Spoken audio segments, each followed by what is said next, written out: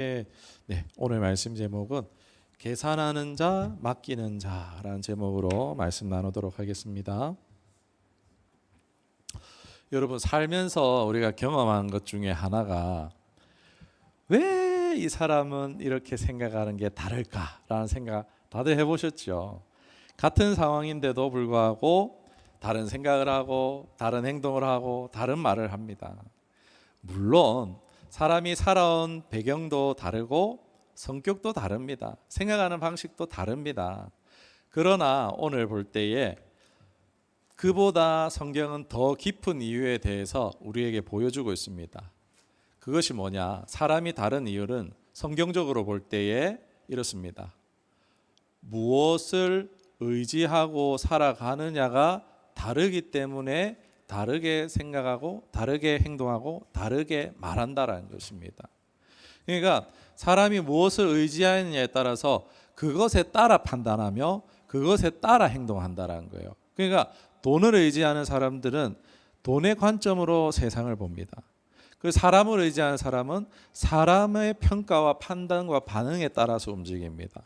그리고 자기 자신을 의지하는 사람은 자신의 계산과 능력을 붙들고 살아갑니다. 반면 하나님을 의지하는 사람은요, 같은 상황 속에서도 먼저 하나님을 바라봅니다. 그러니까 결국 사람을 다르게 만드는 것은 상황이 아닙니다. 그 속에서 그 사람이 무엇을 붙들고 있느냐인 것입니다. 할렐루야. 오늘 본문에 등장하는 사울과 다윗이 바로 그렇습니다. 말씀을 보겠습니다. 오늘 본문에 겉으로 보면요, 왕이 어떻습니까? 신하에게 상을 주는 것처럼 보이죠. 골리앗을 물리쳤던 다윗에게 왕의 딸을 아내로 주겠다라는 것입니다. 얼핏 보면은 야, 이거 이제 공주와 결혼하는 거예요. 큰 은혜처럼 보이지 않습니까? 그런데 성경은요, 오늘 사울의 속마음을 보여주고 있습니다. 17절 하반절에 보면 뭐라고 나옵니까? 사울의 생각에 다윗을 내 손으로 치지 말고 블레셋 사람의 손으로 치게 하리라. 이것이 성경이 보여주는 사울의 본심이었다는 것입니다. 겉으로는 다윗에게는 상을 주는 것처럼 보이죠. 그죠? 그러나 속으로는 다윗을 어떻게 하려고 하고 있습니까? 죽이려고 하고 있습니다. 직접 죽이면 어떻게 됩니까? 백성들의 지지를 잃어버릴 수 있죠. 왜요? 그 전에 보니까 사울은 천천히요, 다윗은 만만해요. 지금 다윗의 지금 인기가 확 올라가고 있으니까 자기 손으로 처리를 하면은 안 되니까 계략을 세우는 것입니다. 딸 메랍을 이용하고 블레셋과의 전쟁으로 다윗을 몰아넣고, 그리고 또 심지어 둘째 딸 미갈까지 이용을 합니다. 그러니까 본문은 한마디로 왕이 한 청년을 치밀하게 계산해서 없애려고 하고 있는 장면이라는 것입니다. 여러분, 왜 왕이 이렇게까지 하는 걸까요?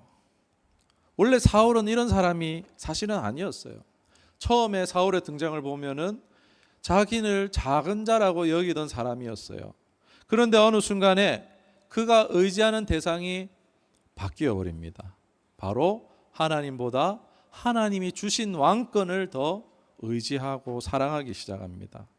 그러면서 그 왕권이 유지되는 것이 하나님 주신 것임에도 불구하고 자기를 지지하는 사람들의 지지를 붙들기 시작합니다. 자신의 명예와 자기의 자리를 붙들기 시작합니다. 그러자 세상이 어떻게 보이는 거예요? 모든 것이 위협으로 보이기 시작하는 겁니다. 왜요? 의지하는 것이 바뀌었거든요. 자신이 붙드는 것이, 의지하는 것이 왕권이 되어버렸기 때문에 모든 것이 자신의 자리를 위협하는 것으로 보여지기 시작한 것입니다. 나는 내 자리를 지키고 살아남아야 하는 그런 존재로 여겨진 것입니다. 그래서 본문에서 보면은 오늘 이렇게 하나님을 의지하지 않을 때에 계산하게 되어지는데, 이런 계산하는 사람에게 나타나는 죄가 있습니다.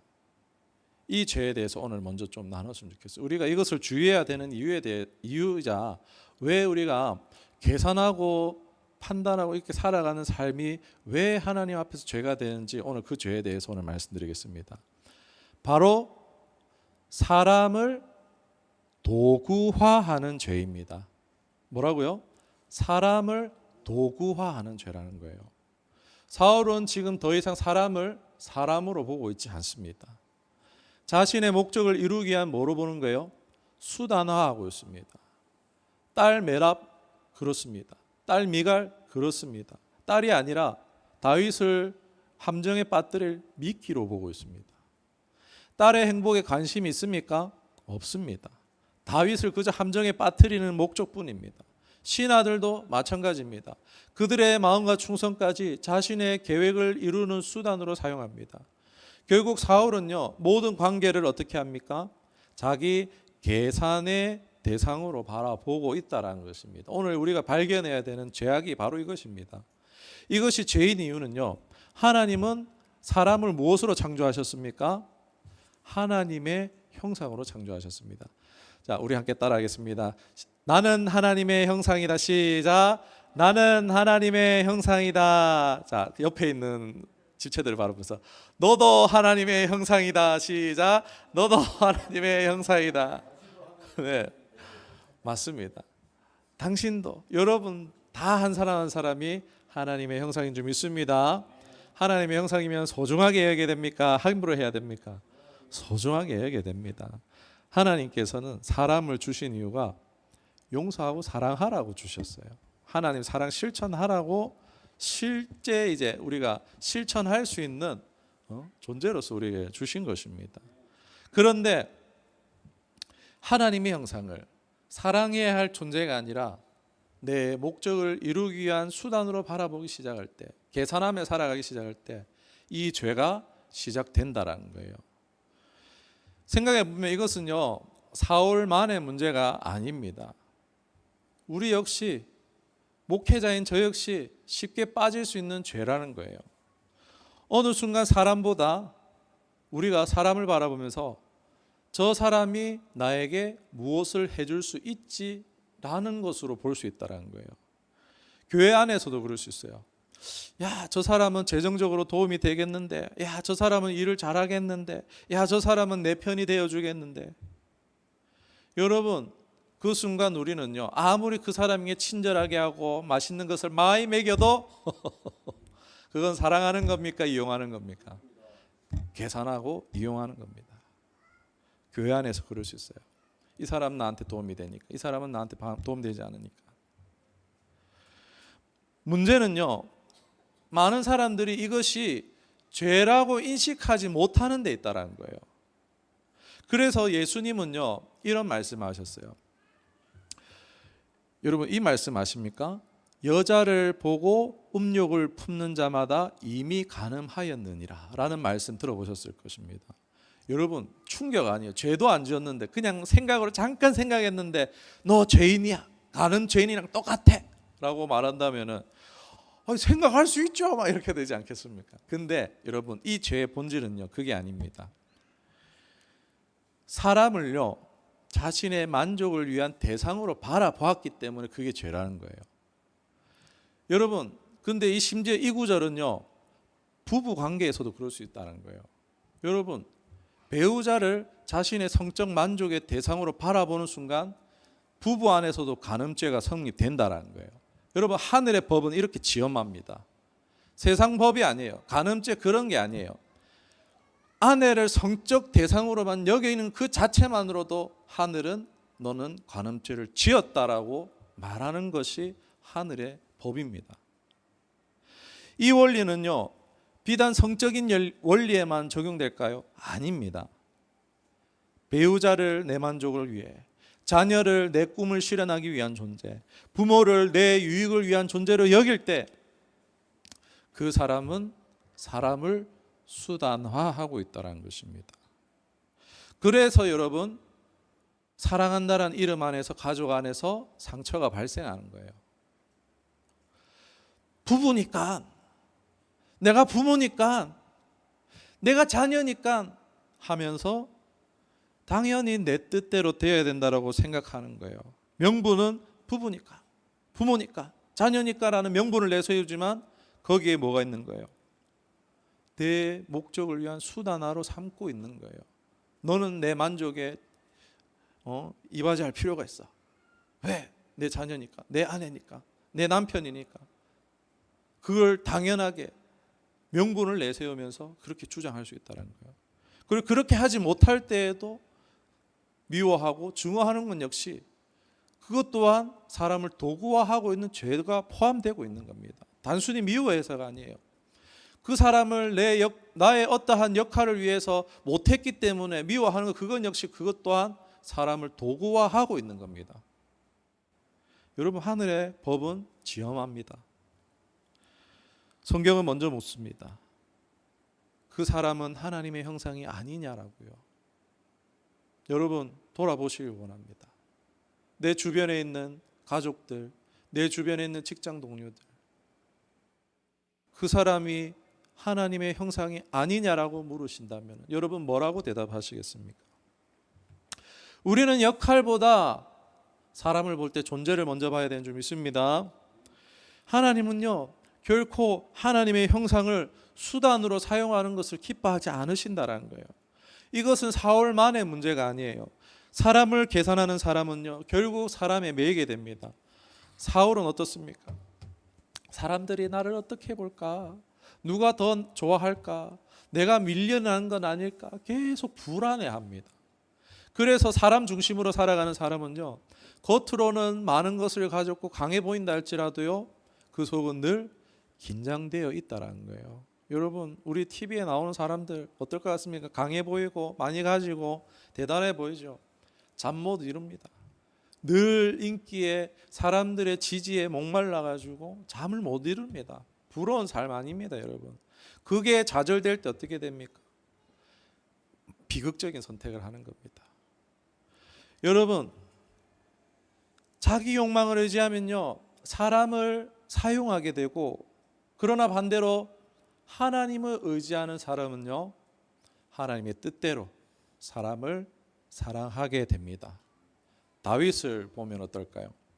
사무엘상 18장을 보면요, 다윗은요 계속 죽음의 위협을 당합니다. 앞절에 우리가 읽지는 않았지만 11절에 보면요, 사울이 다윗에게 창을 던지는 장면이 나옵니다. 오늘 말씀에서도 지금 계속 다윗을 블레셋 전쟁터로 보내려고 합니다. 죽으라고요.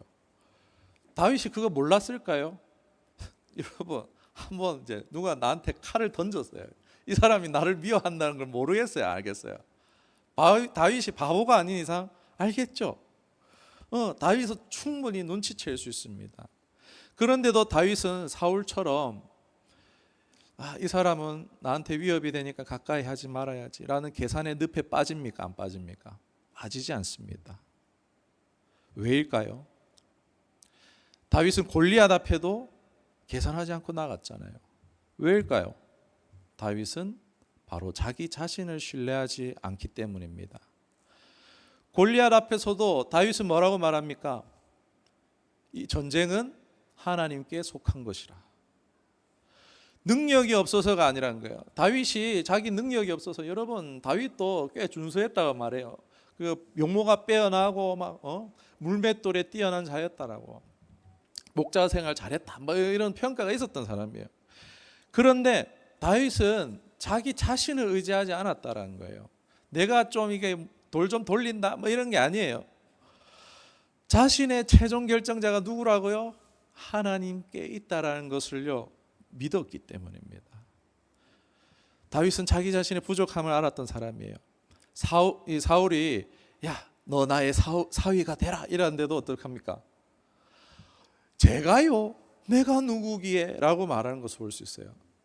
시편을 보면 그는요, 두려움과 연약함에 대해서 숨기는 사람이 아니에요. 자기 연약함을 누구보다 잘 알고 있어요. 여러분, 그런데 이거는 자기 비하랑은 다릅니다. 자기 비하는요, 에이, 나는 안 돼, 나는 안 돼, 이거 끝나버려요. 나는 별로야, 나는 끔찍, 나는 뭐 사랑받지 못할 거야, 그게 끝이에요. 그런데 다윗은요, 그걸 누구 앞에 가져가는 거예요? 하나님 앞에 가져가는 거예요. 하나님, 나 모질이에요. 나 할 수 아는 것도 없고, 나 막 이것도 부족하고 저것도 부족해요라고 누구한테 얘기하는 거예요? 하나님 앞에서 얘기하는 거예요. 여러분, 이건요 전혀 다른 겁니다. 자기 비하하고 자기 평가에 대해서 야박한 거랑 자기의 그런 이제 연약함을 하나님 앞에 고백하는 것은 전혀 다른 겁니다. 그런데 이 다윗은 하나님 앞에 나아갔다는 거예요. 사실 이제 다윗은 골리앗 앞에도 왕 앞에도 나갈 만큼 담대하고 당당하기도 한데, 이러한 그 차이가 어디서 나오느냐? 자신감이 있었던 이유는 자기에게 찾는 것이 아니라 하나님 앞에서 하나님과 함께 한다라는 것에서 그에게는 자신감도 자존감도 있었다는 것입니다. 여러분, 우리가 세상 가운데에서 하나님과 좋은 관계에 있으면 담대할 수 있겠습니까? 못하겠습니까? 담대할 수 있습니다. 당당할 수 있는 것입니다. 저 여러분이 하나님과 친밀한 가운데에서 당당하고 담대하게 살아가시기를 축원합니다. 그리고 다윗이 계산보다 맡김을 선택했던 것, 하나님을 신뢰한 사람은요, 현실을 어느 정도 받아들일 수 있다라는 거예요. 왜 사울의 그런 말도 안 되는 제안을 계속 받아들입니까? 그건요, 하나님을 신뢰함 때문에 할 수 있었던 거예요. 그러니까 현실의 억울한 일에 대해서도 받아들일 수 있는 거예요. 기다려야 되는 것에 대해서도 받아들일 수 있는 거예요. 하나님 뜻이 있겠지. 여러분, 운전하고 오시는 분들이나 어떻습니까? 앞에 길이 뻥 뚫려 있는데 앞에 사람이 안 가고 막고 있어요. 운전도 못하는 게 뭐 운전하러 나왔나 이러십니까? 아니면은 하나님 뜻이 있겠지. 하나님 좀 천천히 가라시는갑다. 뭐라고 생각하세요? 뭐라고 생각하세요? 하나님을 신뢰하니까 억울한 상황도, 답답한 상황도, 기다려야 되는 상황도 어떡하는 거예요? 받아들일 수 있는 거예요. 하나님을 신뢰하고 맡기기 때문에 이해되지 않는 상황도 받아들일 수 있습니다. 왜요? 최종 결정자가 누구라고요? 하나님이시라는 것을 믿기 때문입니다. 그러나 사울은 받아들이지 못하죠. 다윗의 인기에 대해서 막 열불을 내죠. 하나님의 사무엘을 통해서 왕을 버리셨나이다. 그 하나님의 뜻조차도 안 돼, 아니야, 사무엘 나랑 같이 제사 드려 이러면서 사람들한테 사무엘하고 막 좋은 관계 있는 것처럼 보이라고, 자신의 몰락에 대해서 받아들이지 못하는 거예요. 계속 그러니까 통제하려고 합니다. 계산하고 어떻게 조작하고 이용하려고 하는 것입니다. 그러나 다윗은 자신의 부족함보다 크신 하나님을 보았습니다. 그래서 계산보다 맡김을, 통제보다는 순종을, 불안보다는 신뢰를 선택할 수 있는 것입니다. 여러분, 오해하지 마시고 들어주십시오. 저는 계산하지 말고 삽시다, 바보처럼 삽시다라는 말씀드린 게 아니에요. 계산하는 능력 누가 주신 거예요? 하나님 주셨어요. 하나님 주신 지성이에요. 예수님도 망대를 세울 때에 비용을 계산하라고 말씀하셨어요. 문제는 계산 자체가 아니라 왜 계산하느냐라는 거예요. 무엇을 의지하며 계산하느냐라는 것입니다. 그게 차이예요. 사울도 계산하고 다윗도 계산합니다. 그러나 사울은 자기 자신을 의지하고 계산을 했고, 다윗은 하나님을 신뢰하며 판단했다는 겁니다.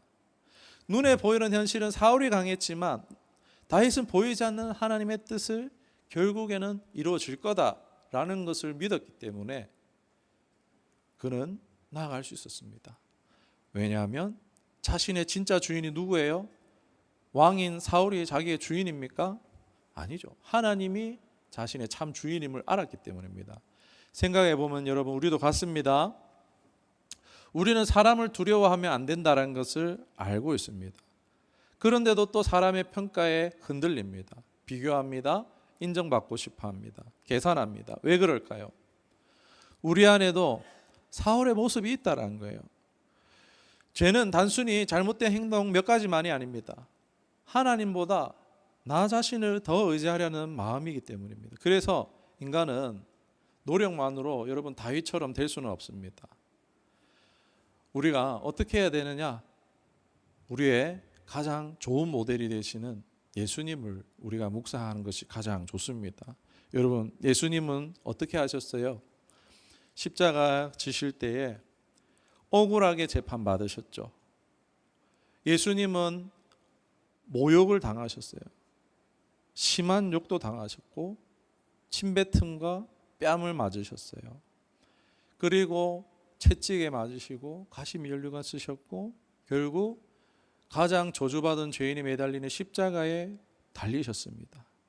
그리고 예수님 뭐라고 하십니까? 아버지여 내 영혼을 아버지 손에 부탁하나입니다. 예수님은요 철저히 맡김의 사람이었다는 거예요. 그래서 여러분 오늘 말씀드린 것은 바보처럼 살자, 계산하지 맙시다 이런 게 아니라 다윗처럼 살자가 아니라 이것부터예요. 주님 내 안에 사울이 있습니다. 이것부터 오늘 인정하자라고 말씀을 드리고 싶어요. 그리고 저는 저 자신의 계산을 따르고 경험과 방식을 따르고 싶어 합니다. 사람을 두려워합니다. 사람을 때론 이용하려고 합니다. 그러니 주님 저를 바꿔주세요 라고 인정하고 고백하는 것부터 오늘 시작하자라는 말씀을 드리고 싶어요. 그리고 성령께서 우리를 계속해서 예수님 닮은 사람, 바로 맡김의 사람으로 바꿔주시기를, 변화시켜 주시기를 기도하며 살자, 그렇게 나아갔으면 좋겠다라고 오늘 말씀드리고 싶습니다. 여러분 우리의 신앙은요 단순히 의지력의 문제가 아닙니다. 우리의 신앙은요 성령의 주도 안에서 이루어져야 됩니다. 사울도 한때 성령을 경험하긴 했어요. 여러분 여기 성령의 역사 없이는 여기 올 수 있는 분이 없습니다. 성령이 여러분 안에 일하셨기 때문에 오늘 여기 와 계신 거예요. 그런데 사울은요 성령을 경험했어요. 그러나 결국 누구를 붙들었어요? 자기 자신을 붙들었습니다. 반면 다윗도요 보면요 넘어질 때가 있어요. 자기를 의지하고 자기의 욕망을 우선할 때가 있습니다. 바세바 사건이 그렇잖아요. 실수할 때도 있지만 다윗은 자기의 연약함을 알고 누구에게로 돌이켰습니까? 하나님께로 다시 돌아왔습니다. 시편을 읽어보면요 다윗이 얼마나 연약한 사람인지 끊임없이 하나님 앞에 자기 마음을 쏟아내는 것을 볼 수가 있습니다. 두려움도 억울함도 분노도 불안도 하나님 앞에서 결코 숨기지 않습니다. 근데 그걸 사람 앞에서도 아니고 숨기는 것도 아니고 하나님 앞에서 한다는 거예요. 그리고 결국 하나님께 맡깁니다. 우리도 마찬가지입니다. 사람을 의식하는 마음이 계속 올라올 수 있어요. 비교하는 마음이 올라올 수 있습니다. 인정받고 싶은 마음 올라올 수 있어요. 중요한 것은 그런 마음이 없는 사람이 되는 것이 아닙니다. 그 마음을 어디로 가지고 가느냐. 사울은 그 마음을 붙들고 자기가 계산했습니다. 그러나 다윗은 그 마음을 가지고 하나님께 갔습니다. 그러자 성령께서는 바꾸셨던 거예요. 그렇게 할 때 성령께서는 우리를 바꿔가시는 줄 믿습니다. 그래서 여러분 우리의 신앙생활은 완벽한 사람이 되는 게 아닙니다. 계속해서 하나님께로 돌아가는 사람입니다. 할렐루야.